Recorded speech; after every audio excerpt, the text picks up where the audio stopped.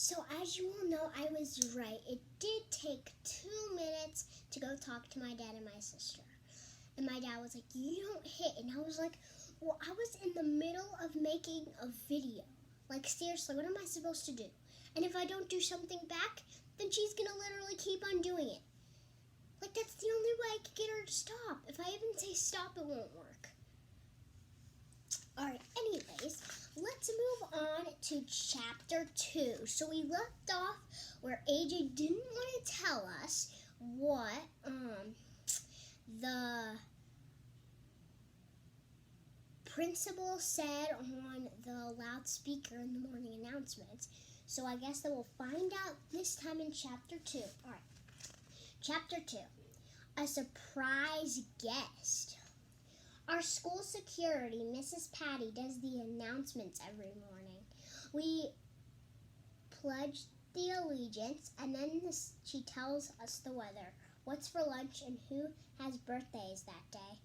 It's pretty boring. At the end of today's announcements, Mrs. Patty said, "All students and teachers, please report to the all-purpose room for a surprise assembly." We had to walk single file 1,100,000 miles to the all-purpose room. Mr. Cooper made us sit boy, girl, so we wouldn't sit next to anybody we liked.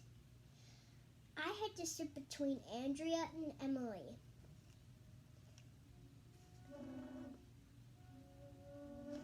Our principal, Mr. Klutz, climbed up on the stage. He has no hair at all, I mean none. He used to have hair, but it fell out or something. Everybody was buzzing.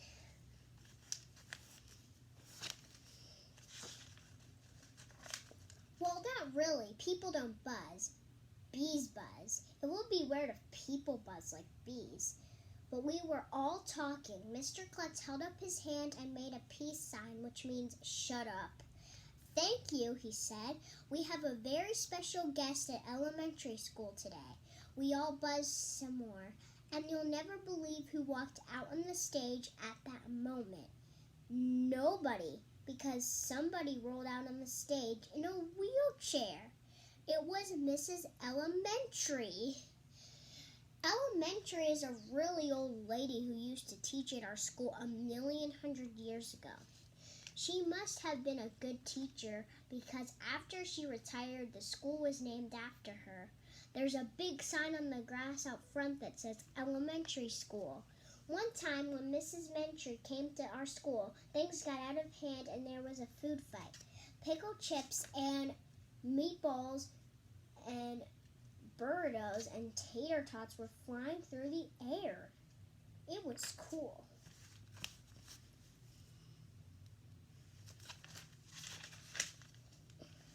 We gave Mrs. Mentry a standing ovation.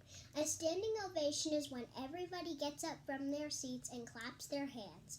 When you stand up and clap your hands, it's a lot better than when you just sit there and clap your hands. Nobody knows why. At first, I wasn't going to stand up, but all the teachers stood up, then a few kids stood up, and then a lot more kids stood up. And then I felt like I would look like a dork if I didn't stand up, so I stood up. While we were clapping, Mr. Klutz dragged out a big white piece of cardboard. It was about the size of a door. "Mrs. Mentry has brought a gift for the school today," Mr. Klutz announced. "She's giving us a door?" I asked. "What do we need a door for? We have plenty of doors." "It's not a door, Arlo," Andrea said, rolling her eyes. "She calls me by my real name because she knows I don't like it. It's a check.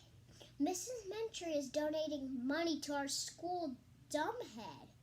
I wanted to say something mean to Andrea, but all I could think of was, "Your face looks like a door." In my head, I was wondering why Mrs. Mentry's check was so big. My parents use checks and their cheeks are about the size of a dollar bill.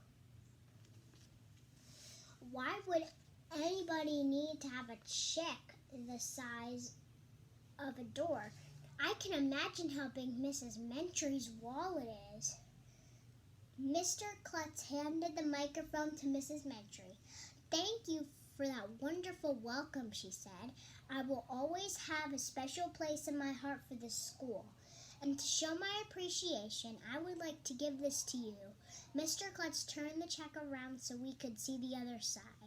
This is what it looked like. "What? $1 million?" I shouted. "$1 million?" shouted Alexa. $1 million?" shouted Ryan. In case you were wondering, we were all shouting $1 million. Everybody started yelling and screaming and shrieking and hooting and hollering and generally freaking out. You should have been there. All right, well, that was chapter 2, and I can't wait to see chapter 3. So, what's happening right now? So, we know that, what do we know now? So, we know that Miss Mentry is at their school trying to make welcome for everyone. And we know that she donated $1 million.